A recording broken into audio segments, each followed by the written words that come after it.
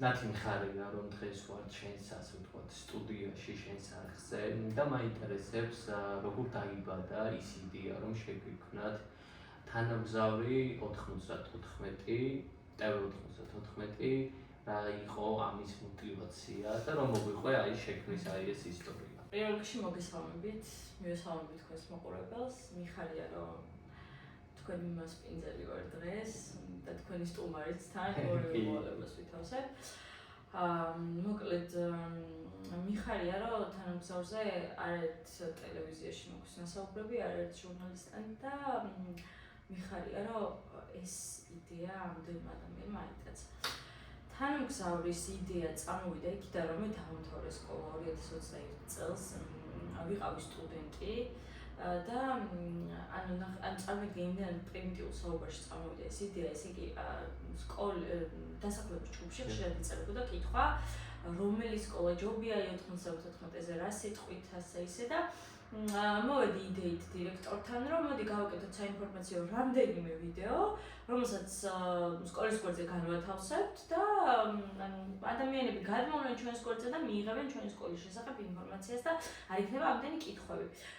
თავიდან როგორც ესეთი ტელევიზია მიზანი არ იყო, აი როდესაც მოვედით მე და ჩემი კლასელი ისიც ასევე ანუ ეს სკოლა დაამთავრა. იმდენად დიდი დაინტერესება გამოიწვია ბავშვები მხრიდან. აი ნახე, აუდიომეჭერინე კამერა რა გადაწევი ფოტოს გადავიღებ რა, ესეთი რაღაცები წამოვიდა. და ჩვენ სკოლაში ადრე იყო რაღაცა საინფორმაციო გვერდი. სადაც სიახლეები ხო იდებოდა. ხო და მოდი რატომაც არა მოკლედ მე და დირექტორმა მოვილაპარაკეთ ბავშვებთან ერთად მოდი რატომაც არა გვქონდეს ჩვენ სკოლას საკუთარი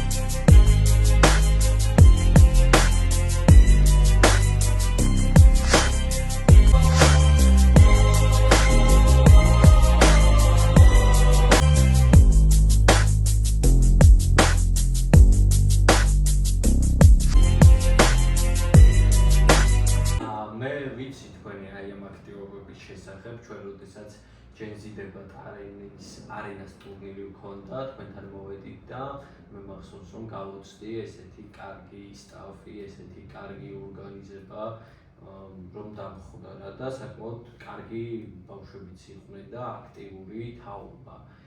ნუ ეს რა თქმა უნდა თქვენგან მოდის რომ აქ მიიღებენ არა მარტო იმ ცოდნას რაც უნდა მიიღონ, არამედ დამატებით თიმ უნარებს იძენენ. ესეთ ვიჯექით მაშინ ჟიურიში და ძალიან კარგი პერიოდი იყო და ისევ დავგეგმოთ სხვა პროექტებსაც.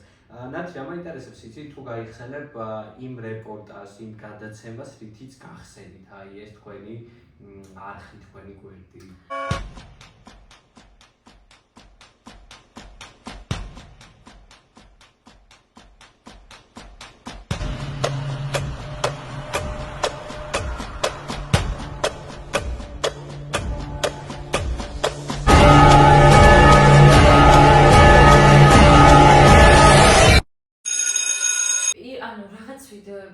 მოდი არ ჩავთვალოთ რაც სკოლის გარშემო პირველი საერთოდ სულ პირველი ვიდეო იყო სკოლის თვითმმართველობის ერთი დღე გვაქვს სადაც მთლიანი სკოლის პერსონალის ანუ ადმინისტრაციის ჩათვლით მოვალეობებს ითავსებენ ბავშვები.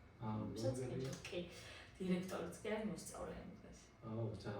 აი ეს პროცესი გადავიდეთ სულ პირველად, მაგრამ როგორც თანამგზავრი პირველი ეს იყო ძალიან კარგი, თან სახალისო, თან ძალიან შინაარსიანი ვიდეო რგოლი, რომლითაც დაიწყო თანამგზავრმა მუშაობა და ამ ვიდეოს გაჩვენეთ აუცილებლად გადაცემის დასრულების შემდეგ.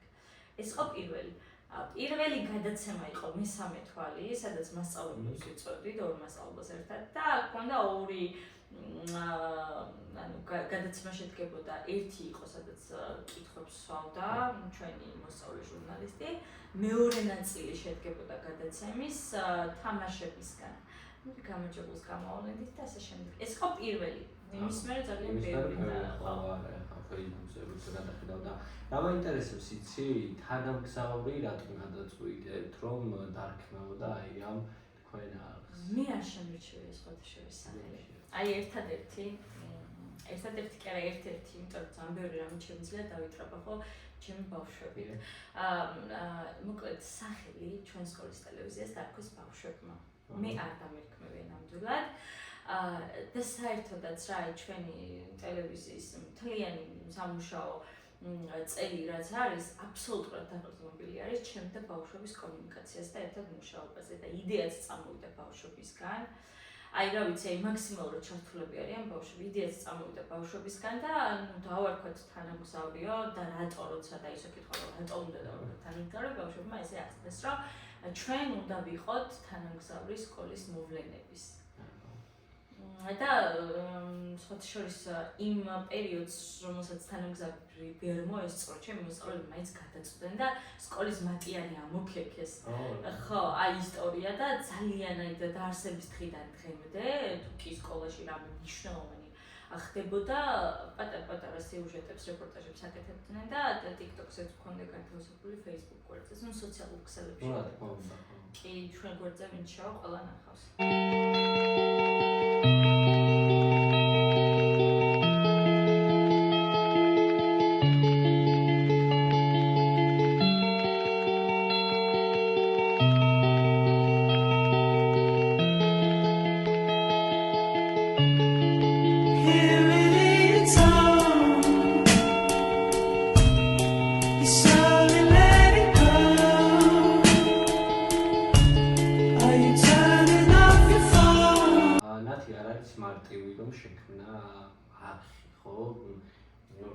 Facebook-ზე ხარ, TikTok-ზე ხარ, თუ Instagram-ზე, თუ YouTube-ზე გჭირდება დიდი შრომა აი ამ პროექტში, აი გადაღება, მონტაჟი, დაგეგმვა, აი ამ საკითხების ორგანიზება, თემის მოძიება რისერჩი, ხო? ანუ რა მთავარ გამოწვევას გადააწყდით შენ და ბავშვები, ის თავმოვინ შენთან ერთად მუშაობს ამ არხის შექმნაში, როცა იქნებოდა აი ეს თანამგზავრი და რა გამოწვევებია დღეს ესეც რომ გითხრათ? მიმღებლობა. თავიდანვე აი როცა შეიქმნა სკოლის ტელევიზია, ყველა ესე არ შეხვედრია დიდად რო რაღაცა ძალიან ბევრი კრიტიკა იყო. რატო კრიტიკა? ესე ენთუზიაზმით რო ვიღაც მე აი ტელევიზიაში არა, ძალიან ბევრი კრიტიკა იყო, ძალიან ბევრი გულსატკენი სიტყვები იყო. ზოგიერთი ფიქრობდა რომ ეს იყო ჩემი ამბიცია და რამდენიმე ბავშვის ამბიცია. ზოგიერთი ფიქრობდა რომ ეს იყო ახირება რაღაცა.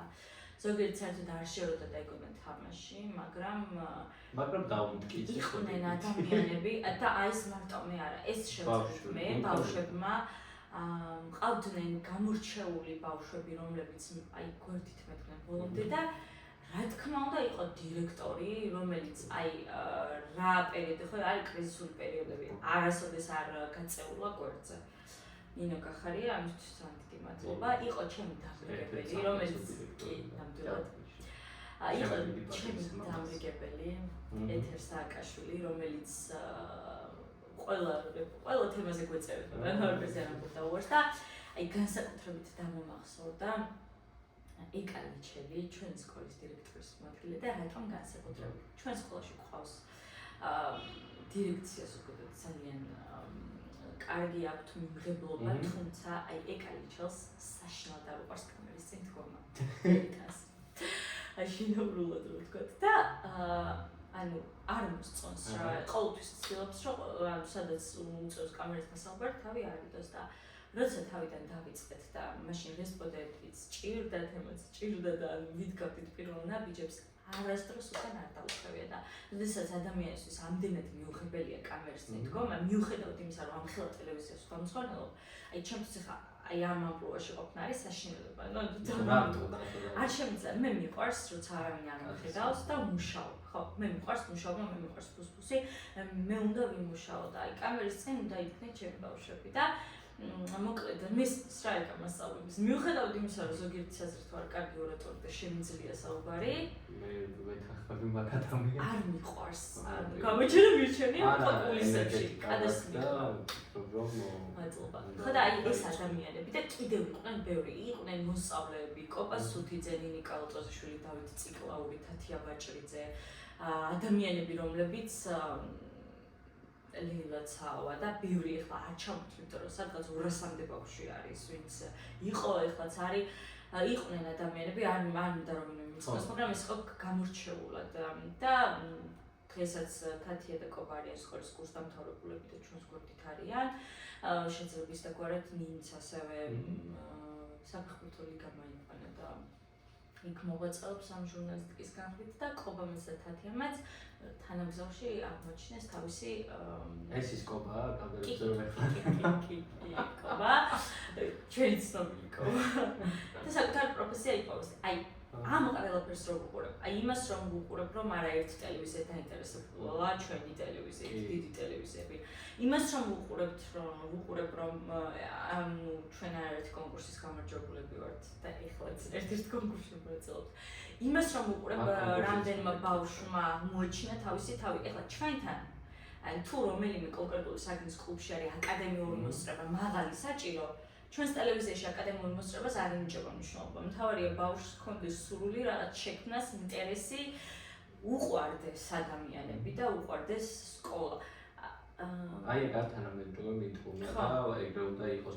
აი ჩემი შემდეგი კითხვაც სწორედ აი ამას უკავშირდებოდა, იყო თუ არა ისეთი ბავშვი, ვისაც აკადემიური მოსწრება არ ჰქონდა კარგი, მაგრამ ჰქონდა ის ნიჭი, რაც ჭირდება წამყვანს პროდაქშენში, ოპერატორს და ასე შემდეგ, იმიტომ რომ ეს პროფესია მე ასე ვფიქრობ, რომ ესაა ზოგადი ცოდნა და ის უნარები, რაც უნდა გქონდეს, ხო? აქ მეტი საჭირო არაფერი არა, მთავარია გქონდეს უნარი, რომ შექმნას, მოიძიოს და იმუშაოს საკუთარ თავზე, ხო? თუმცა არ არსებობს ბავშვი, რომელსაც რაღაც ნიჭი პაიწერა. ვიღაცა თუ კამერის წინ ვერსის, არის კამერის უკან, მაგრამ ძალიან ბევრი საქმის. კი, აი, თანამედროვე მიდგომა სწორედ ეგაა რა, რომ ნებისმიერ ადამიანს აქვს რაღაც ნიჭი და უნდა მოხდეს აი ამ ნიჭის პოვნა და მე ვფიქრობ, რომ პედაგოგი იქნება, დირექტორი იქნება თუ ვინც არ უნდა იყოს, ხო? აი ესეთ ბავშვებს პირიქით რაღაც უნდა ანახონ ნაბიჯი წინ, რომ აი ეს ეკეთება, ეს კი არა ესე რა.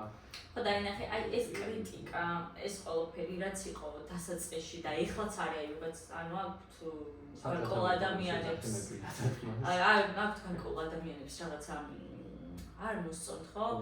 ზოგიერთი ფიქრობს, საერთოდ არ არის საჭირო ტელევიზია სკოლას, ხო? ეს არის ინდივიდუალური, ნახე, ეს ყველაფერი არის უკვე არაფერი იმასთან შედარებით, რა შედეგსაც დებს თანამგზავრი. მე არ თანამგზავრი.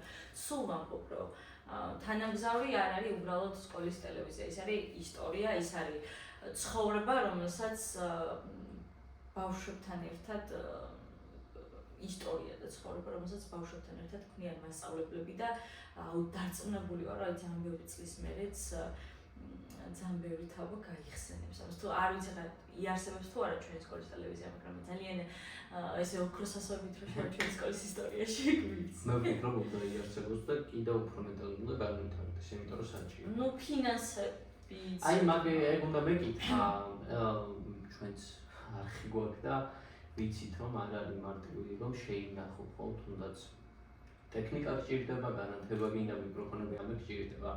აი ამას როგორ აკეთებთ? ანუ კერძო სპონსორები გყავთ თუ როგორ ხდება თქვენ? არა, კერძო სპონსორები არ გყავს. ტელევიზიას აფინანსებს შეძლების დაგვარად საჯარო სკოლის დონეზე სკოლა. ჩვენი ბუღალტერი, რომელიც მოკითხა გაბატონონას. ჩემი დიდი პატრიოტი აი ამ კაცს. და ფინანსები რა თქმა უნდა და ამაში ნუ მაქსიმალურად გვეხმარება ჩვენი სკოლის ბუღალტერი გაბატონონას მოკითხა და დიდი სიყვარული. იმიტომ რომ მის გარეშე მართლა არაფერი არ გამოვა. ანუ საჯარო სკოლის შესაძლებლობები რაც არის, იქიდან გამომდინარე ძალიან მაგრად გვიდგა სკოლა გვერდზე, რაც შეუძლია. ნუ მასწავლებლები სხვათა შორის თავისი სურვილით გვყავს რამდენიმე მასწავლებელი, რომელმაც თავისი სურვილით გარკვეული ტექნიკა უყიდეს სკოლას, შობელი, ანუ რაღაც ტექნიკას ჩუქნის სკოლას. და ასეთი ადამიანების გვერდით დგომა, ანუ დირექტორი, რა თქმა უნდა, ასეთი ადამიანების გვერდით დგომა ძალიან ბევრს ნიშნავს. ასეთი ადამიანები აცოცხლებენ სამყაროს და კეთილი საქმების გაკეთებაში გიწყობენ ხელს. ნათი მაინტერესებს, როდის იყავი საკუთარი თავით ამ. საკუთარი თავით ყველაზე ამაყი. აი, როდის ამაყი. ძალიან ხშირად ვარ ამის საკუთრებით. აი ეს ხო.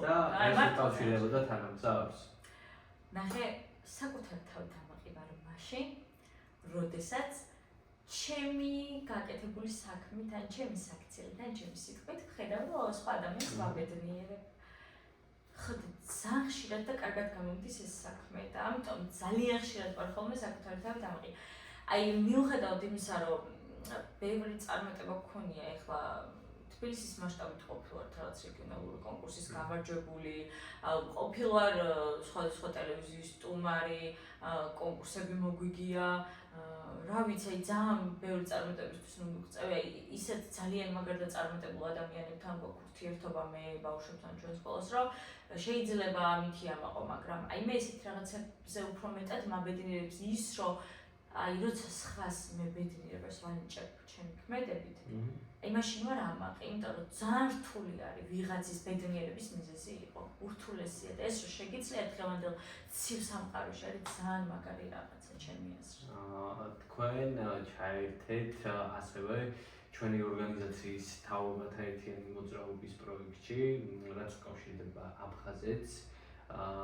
მისი პრემიერა იქნება ჩვენს აუდიტორიას ვეთქვით 18 სექტემბერს 4 საათზე და მაინტერესებს რატომ გადაწყვიტეთ რომ რატომ ჩაერთეთ აი ამ პროექტში და ასევე მაინტერესებს რატომ არის საჭირო მსგავსი ტიპის პროექტები თაობათა ურთიერთობებისთვის. აფხაზეთი თავისი კულტურით, ისტორიითა და იდენტობით ქართველი ერისა და ჩვენი სამშობლოს, საქართველოს განუყოფელი ნაწილია. დღეს იგი დროებით ოკუპირებულია რუსეთის მიერ, თუმცა მუდამ არის ჩვენს გულებში. მას ინახავს თაობათა მეხსიერება და მომავლის იმედს გვისახავს. აფხაზეთი გვახსენებს, რომ მისი ზღვა კვლავ გველოდება, რომ ლურჯიცა მონატრების ფერია და გვაფიქრებს იმაზე, რომ იქნებიან მოსმენმა მეგობარი გვერდება. მომავლის რწმენა კი გვაძლევს იმედს ვიფიქროთ, რას წავიღებს სოფელში. თაობათა ერთიანი მოძრაობა და TV10 კი გაძლევს შესაძლებლობას გააცოცხლოს შენი წარმოსახვა და ხედვა 4-დან 10 წუთამდე მოკლემეტრაჟიან ფილმში აფხაზეთის თემატიკაზე და გადადგა ნაბიჯი ნათელი მომავლისკენ, იქ სადაც აფხაზეთი საქართველოა. დავიწყები იმით, რომ ჩვენი სკოლა არის ჯამბულ წურწუმიას სახელობის თბილისის 94 საჯარო სკოლა. ჯამბულ წურწუმია იყო აფხაზეთის ომში დაღუპული გმირი. ჯერ დავიწყოთ აქედან. აქედან გამომდინარე, რომ ჩვენ სკოლაში არის პატრიოტული სული. იქიდან გამომდინარე, რომ ჩვენ ვართ ადამიანები, რომლებსაც გვახსოვს აფხაზეთი და გვიყვარს აფხაზეთი. ყველანაირ პროექტში, სადაც შეიძლება რომ ჩავერთოთ და უკავშირდება აფხაზეთს, ყველგან ვერთვებით. ეს ერთი.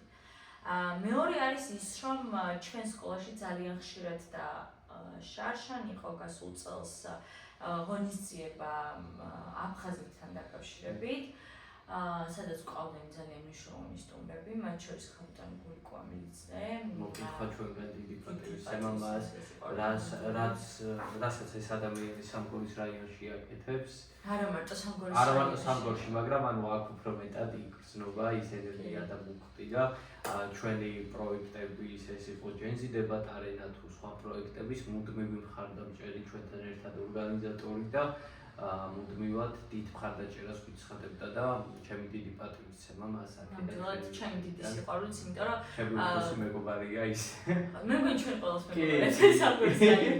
აი ქალბატონი გულიკო არ არის მხოლოდ თანამდებობა, მხოლოდ სახელი. ის არის ადამიანი, რომელიც აკეთებს საშვილიშვილო საქმეს. ანუ გასწავლის როგორი უშუალო და უბრალო შეიძლება იყოს ძალიან ისეთი სახელის ძალიან კარგი და ძვირფას სახელის მატარებელი ადამიანი და რა ვიცი, აი თუ რამე შეუძლია, მაქსიმალურად გვიდგას ყველას გვერდით და რა ვიცი, ჩვენი სკოლას ალბათ განსაკუთრებით რა, აი ძალიან ხშირი სტუმარია ჩვენი.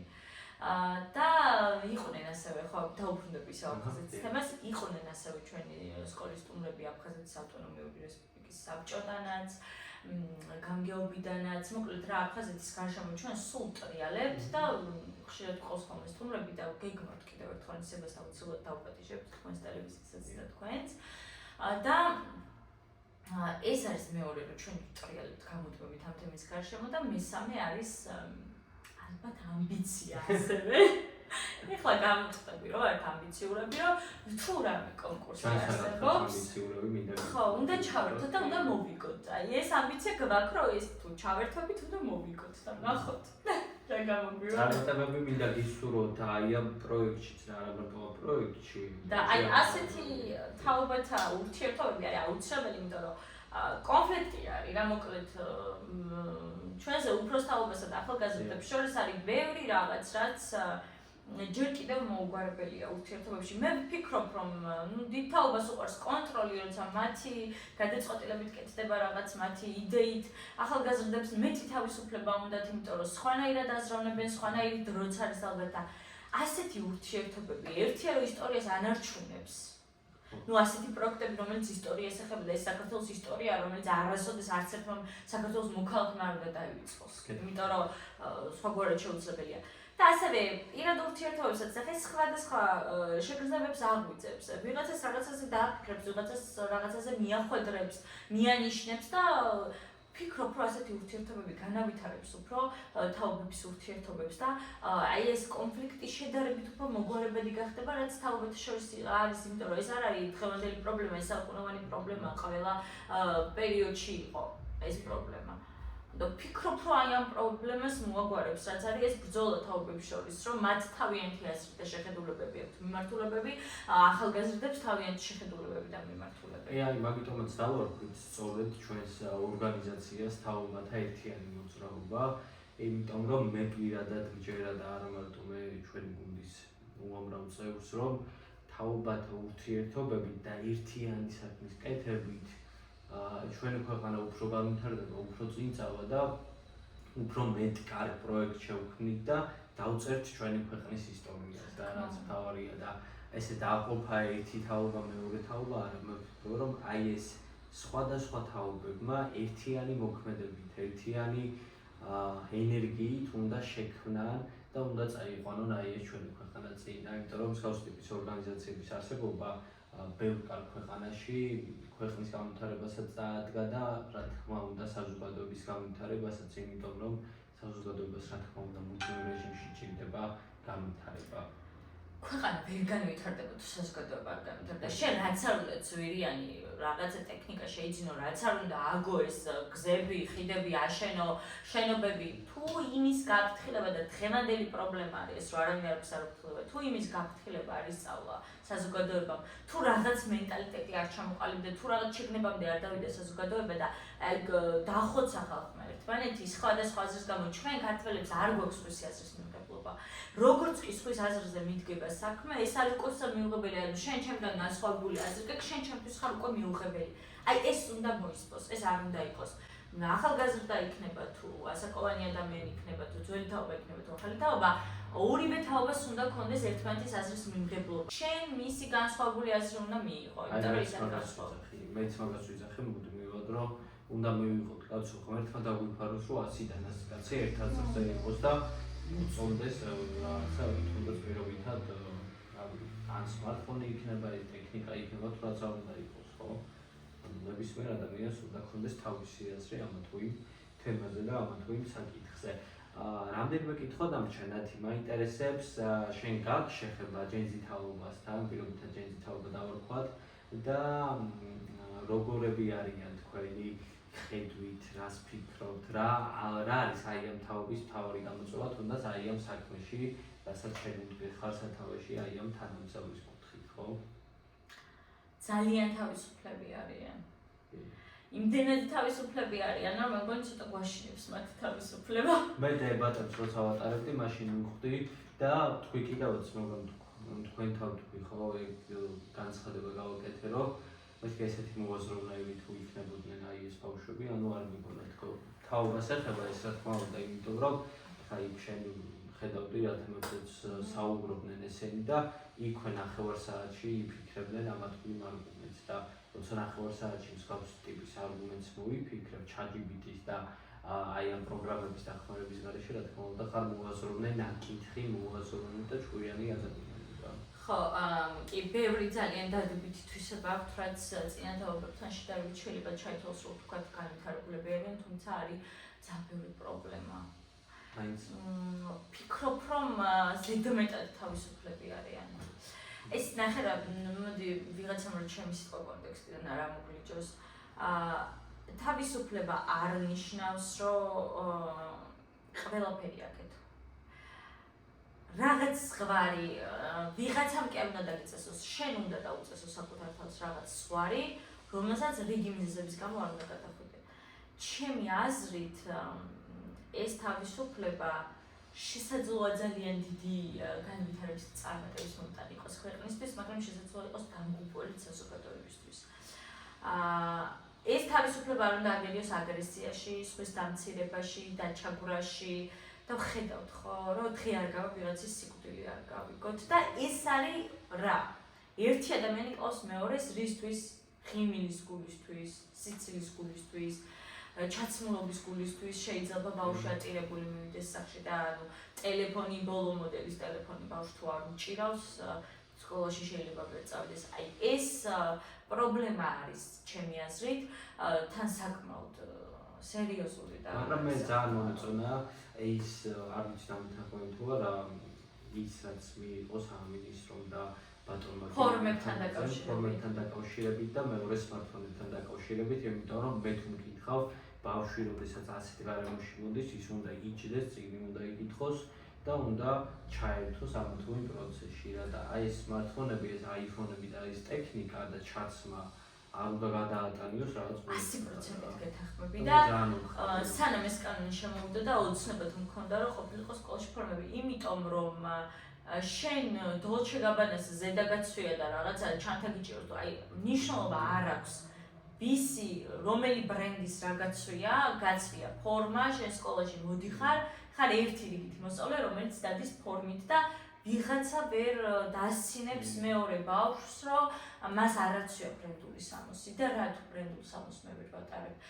ისინი არიან ბავშვები. რა თქმა უნდა, ამას გაუაზრებად ჩადიან ისინი რომ მიაზრებდნენ ბავშვები ერთმანეთს გულს როგორ ტყენენ ამით ხო ამას აღარ გააკეთებენ ისინი არიან ბავშვები რომლებიცაც ეს სუფთა ფურცლები არიან და ჩვენ მათზე უნდა დავწეროთ ბევრი ფერადი ჩანაწერი რომელიც სიკეთისკენ იქნება მიმართული მაგრამ სანამ ამას ისწავლიან რომ ეს ცუდი ქმედება შეიძლება ძალიან ბევრი ცხოვრებისეული ტრამვა იყოს ის რომ ვიღაცა რომ ბრენდული სამოსით დადის და ვიღაცა ვისაც არ აქვს მის მშობელს საშუალება რომ ბრენდული სამოსი შეუძინოს და ნერვიულობს ამას.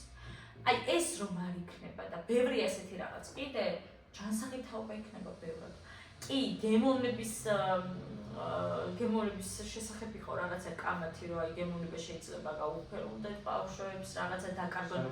ნახე სკოლის იქით ყველა შეუძლია რაც უნდა ის ჩაიცვას, მაგრამ სკოლაში უნდა იყოს ყველა თანასწორი ნებისმიერი კუთხით, როგორც კანონის, ასევე ფიზიკურად და ყველანაირად უნდა იყოს ყველა თანასწორი. მე არც ის არ მომწონდა, აი და არ ვიცი რამეთანხმებით თუ არა ამაშიც გოგოები თუნდაც ვინც მე-11-ში იყვნენ, რა პედაგოგზე მეტად იბრანჭებოდნენ და რაღაც, იმიტომ რომ მე ვფიქრობ, რომ როდესაც ასეთ გარემოში ხარ, აქ პრანჭვა და ასე კარგად გამოვიყურებოდე, ხო, ანუ ჰიგიენა უნდა გქონდეს, თორე ის გადი და გარეთ დაბადების დღე იქნება თუ ქუჩაში გაიკეთებ, მაგრამ ანუ აქ უნდა იყოს, ხო, მაკიაჟზე ხო, ცოტა ვერავსენი. მეც არ მეთანხმები ამ ყველაფერს.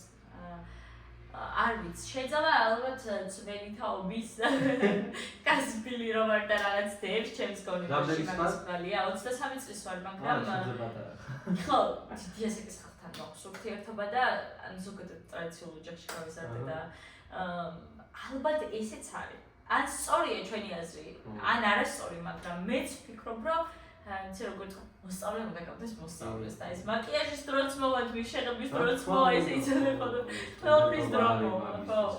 უნდა შემოიტოვო რაღაცები, რასაც სკოლას რო დაამთავრებ, რაღაც ახალი ფურცელი ხო უნდა გადაშალო, თუ ყველაფერი სკოლაში სწავლის დროს გააკეთე, რა ახალი ცხოვრება უნდა დაიწყო, როცა სკოლას. ის და დაამთავრე 2019-ში, შენ დაამთავრებდი 2021-ში, ხო? ჩვენ დროს იყო ცოტა მეტი სიმკაცრე, ანუ ცოტა მკაცრე მიდგომები, ცოტა არა. მიდგომები იყო. დღეს მე როდესაც აი ამ დებატების პროექტს ვატარებდი სხვა პროექტებს და შეხება მქონდა, უფრო მეტად ჰუმანურობა არის ამ კუთხით ბავშვებთან მიმართებაში, თუნდაც ბავშვის და პედაგოგის, ბავშვის და დირექტორის ურთიერთობებში. შენ როგორ აფასება, ისე უფრო დიდ პროგრესს მიაღწევს აი ეს ბავშვი, რომ ჰუმანურად მიუდგეთ თუ სიმკაცრეში?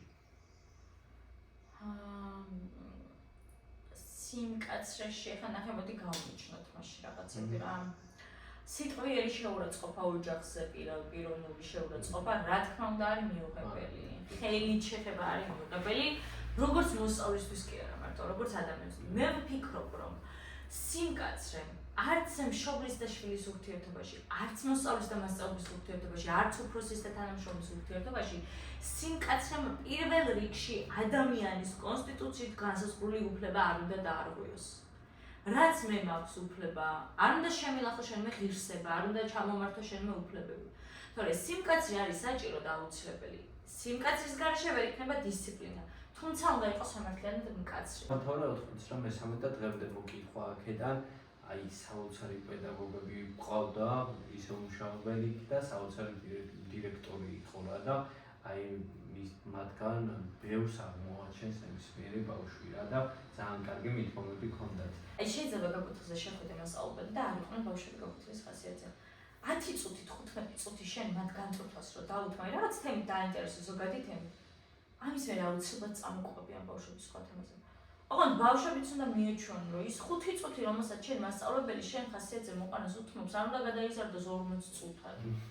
ხო ეს არის და ვფიქრობ რომ აუცილებელია სიმკაცრე კი არის დისციპლინა არის აუცილებელი ნებისმიერ საქმეში. სახლშიც, სამსახურშიც, ყველგან სადაც არ უნდა იყოს დისციპლინა არის აუცილებელი. შენ წარმატებას მიაღწევ, დიდ წარმატებას რა თქმა უნდა, როცა ესეთ არხ შექმნი და გააქაი ამ თაობასთან ურთიერთობა და ერთად აკეთებთ, რას ეთყოდი პატარა გოგოებს, ვისაც უნდათ რომ და პატარა ბიჭებს, ვისაც უნდა რომ შესავით მიაღწიონ წარმატება, აი ორი სიტყვით რომ მიმართო მათ. მე ვთვლი რომ თავარი ყველაფერი ჯერ კიდევ წინ მაქვს. და მინდა ვუთხრა მიმართო მომავალ თაობას და იმ ადამიანებსაც, რომლებმაც ფარხმალი დაყარეს რა. ცხოვრებაში ძალიან ბევრი პრობლემა შეიძლება შეგხვდეს, ძალიან ბევრ სირთულეში შეიძლება წააწყდე. ყველანაირ აგრესიას, ყველანაირ კრიტიკას, ყველანაირ პრობლემას უპასუხეთ მხოლოდ სიმშვიდით და დაუღალავი შრომით. რა არის შენი თავარი ოცნება, რასაც გინდა რომ მიაღწიო? მე მინდა რომ ცხოვრებამ და ცხოვრებისეულმა სირთულეებმა ვერ შემცვალოს. ბევრი ოცნება მაქვს, მინდა მოგზაურობა, მინდა რომ წარმატებული ვიყო, ჩემს საყვარელი ადამიანები კარგად იყვნენ, მოკლედ ძალიან ბევრი ოცნება და ფიქრი მაქვს, მაგრამ ყველაზე მნიშვნელოვანი არის ის, რომ არ მინდა რომ ცხოვრებამ შემცვალოს და დამამარცხოს ბოროტებამ. მინდა რომ ყოველთვის ისეთი ბედნიერი, სიკეთით და სიყვარულით სავსე ადამიანი ვიყო, როგორც დღეს ვარ და ყოველთვის ვაჯობო ჩემს ცხოვრებაში გამოჩენილ ბოროტებას და მარცხს და აი ეგ მინდა რა, რომ ადამიანად დავრჩე, როცა მე აღარ ვიქნები, ყველას გავახსენდე როგორც ადამიანი, რომელსაც უყვარდა ადამიანები და ცხოვრება და სიცოცხლე. სიყვარულის ადამიანად მინდა ყველას გავახსენდე და ალბათ ეს არის ჩემი ყველაზე დიდი ოცნება, დანარჩენი ყველაფერი მატერიალური არის მიღწევადი, რაც ჩემი შრომიდან გამომდინარე იქნება ცხოვრებაში. მაინტერესებს ვინ არის შენ ცხოვრებაში მთავარი мотиваცია, ის ადამიანი, ვისაც ეხდრობი, როცა გიჭირს, როცა დახმარება გჭირდება და აი ვინც არის შენი იმედი, ასე რომ ვთქვათ. მე ვიყავს ძალიან კარგი ოჯახი, სადაც გავიზარდე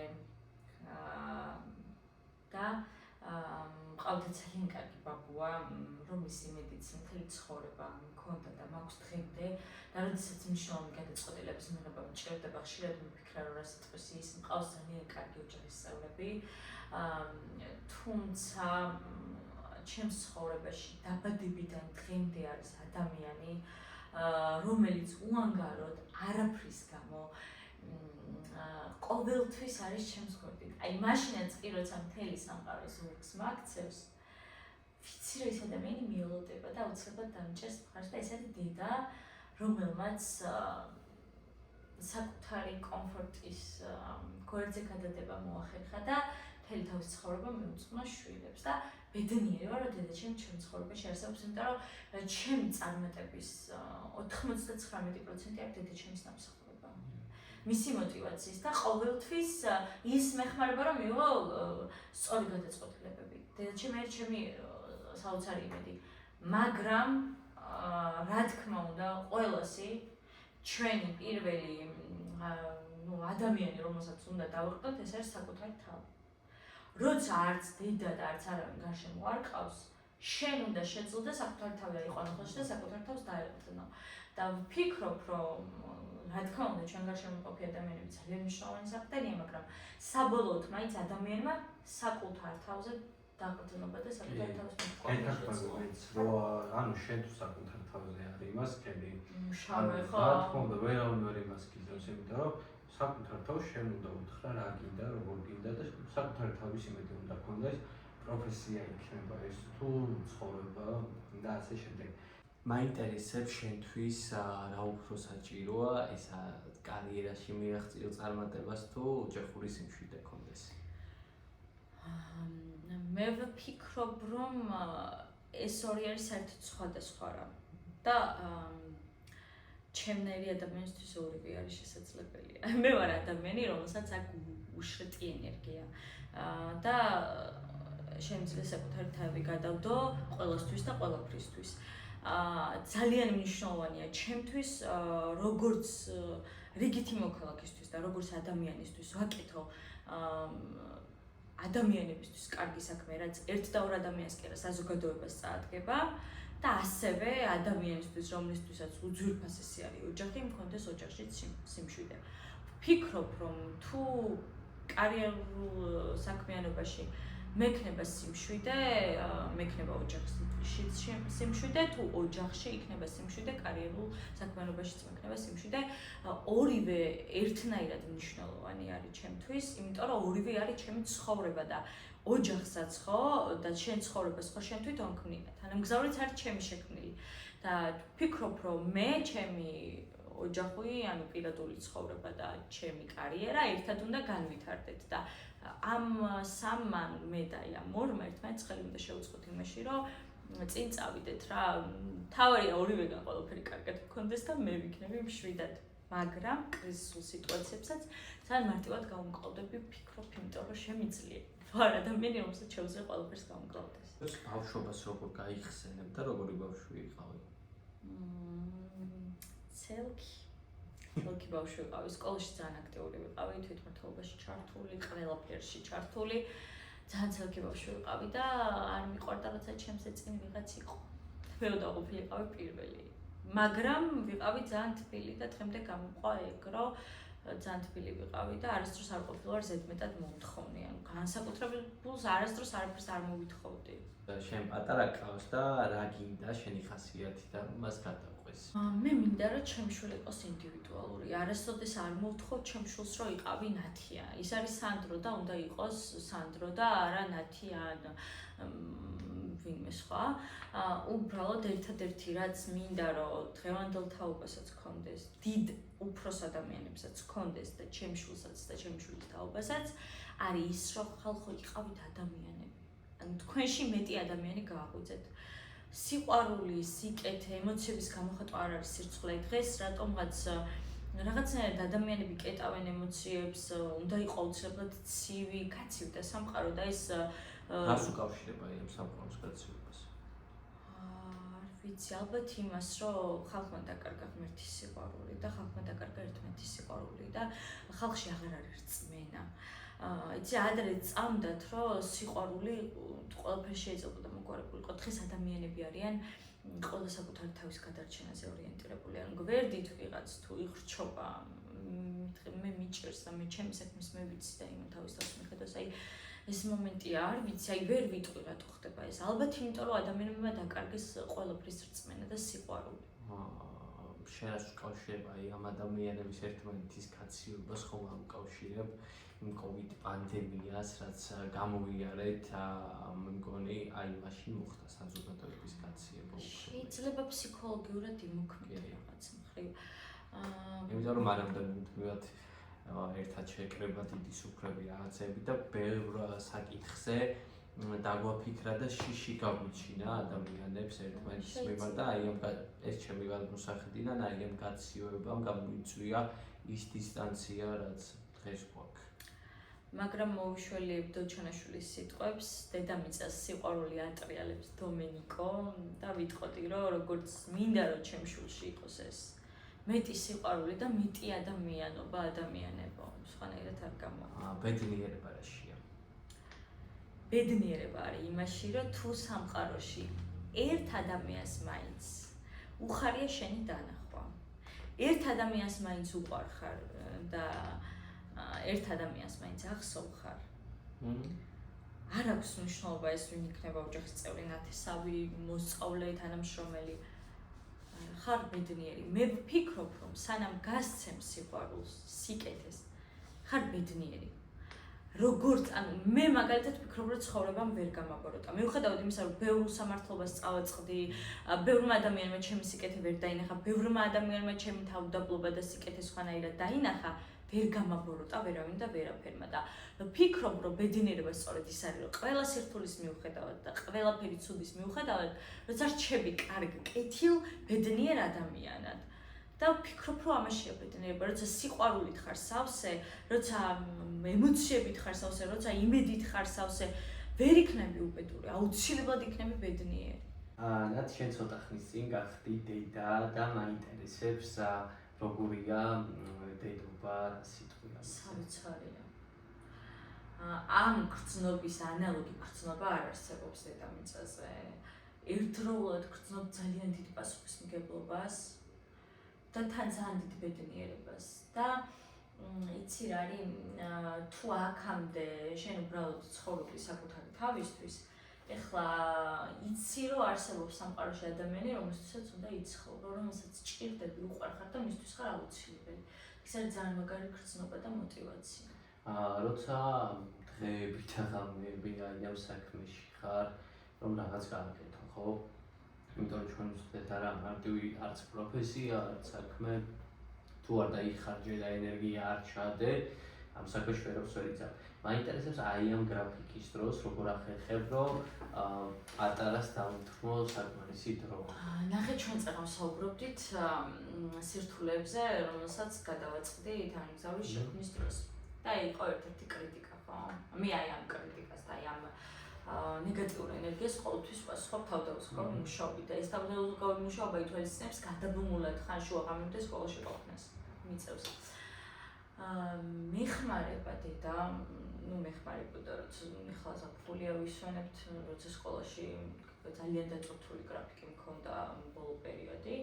მეხმარებოდა დედა, თუმცა მე ვფიქრობ, რომ თუ საკმარისად მოინდომებ, ნებისმიერ პირობებში შეიძლება რომ კარიერული წინსვლა განიცადო. მიიღწევ, რა თქმა უნდა.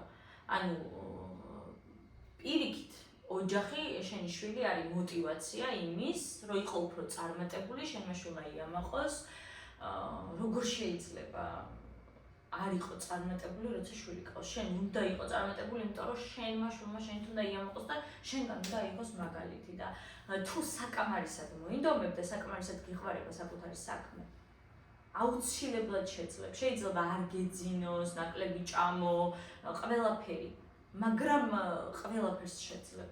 ამ ყველაფერს ხარჯზე. აი შენ პატარაზე უფრო მეტი რომ მოგვიყვე ჩვენს აუდიტორიას რომ უფრო მეტი მოგვიყვე. არის სიკეთე და სიყვარული, უსაყვარლესი ბავშვია, სულ იცინი, სულ კარგი ხასიათზეა. ძალიან ჭკვიანი და კარგი ბავშვია. რამდენი წაა? 5 თვის. ძალიან კარგი ბავშვია და ვფიქრობ, რომ ერთად ძალიან ბევრს მივაღწევ. ძალიან, ასე მგონია. ეჭვიც არ მიყვარება, ღმერთმა მუდმივად ბედნიერი კი მყოფოს.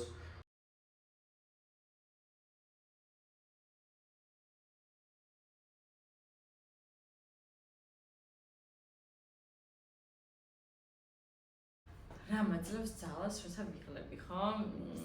როცა ვიღლები, ძალას მაძლევს წარმატებისგან მიღებული სიამოვნების გახსენება. რომ ახსენდება რომ რაღაც რო გამოგვივა და კარგად რო ჩავამთავრებთ, აი როგორი ბედნიერები არიან ხოლმე ბავშვები. ან პირიქით სახში როცა ვარ, აი რა ბედნიერება, როცა აი დაიღალე ხო სახლის საქმეებისგან, მე იტალიურ სახში ზიხარ მშვიდად და უყურებ ფილმს ოჯახთან ერთად. მოკლედ ნებისმიერ სიტუაციაში, სადაც ძალიან ბევრი შრომა მიწევს და მე ვიღლები, სიამოვნებას და ბედნიერებას მანიჭებს ის განცდა, რომელიც აი შედეგის მერე მოდის, კარგი შედეგის მერე. და ეს განცდა, რომელიც კარგ შედეგს მოყვება ხოლმე, ხდის ბედნიერს. და ვფიქრობ, რომ ჩემი ძალა არის ეს. როცა ყველაფერი კარგად მთავრდება. და აი როგორც კი გავიხსენებ, რომ აი ამ საქმეს რომ მორჩები მე, ერთი ბავშვი გაიღიმებს, ერთი მშობელი გაიღიმებს, ოჯახში ან როგორც ადამიანები გაიღიმებენ, აი ეს ხდის 10 მაგად ენერგიულს. აი ხშირად ხუმრობ ხოლმე, რომ აი 9 ქალის ენერგია თქვა ჩემში, ანუ იშვიათად ვიღლები, მაგრამ შემიძლია უზომოდ ბევრი მიმუშაო. ნათი, ვფიქრობ, რომ საკმაოდ საინტერესო ინტერვიუ გამოგვივიდა, მე არ მახსენდება შენი აი ამდენი ხნით, რომ იგეცა ვინმესთან ესეთი დიდი ინტერვიუ და ვფიქრობ თუ არა რაიმე ისეთი კითხვა, რაც გინდოდა რომ მოგესმინა საკუთარ თავზე და არ გითხრე. არა, რა ვიცი, მე ძალიან ამომწურავი ინტერვიუ იყო, მე მოკლედ რა ძალიან არ მიყვარს კამერის წინ ჩდომა, მაგრამ თუ დავიწყე მე აღარ ჩერდები ხოლმე და მე ძალიან ხან არა, სამი თვეა დაქსტ.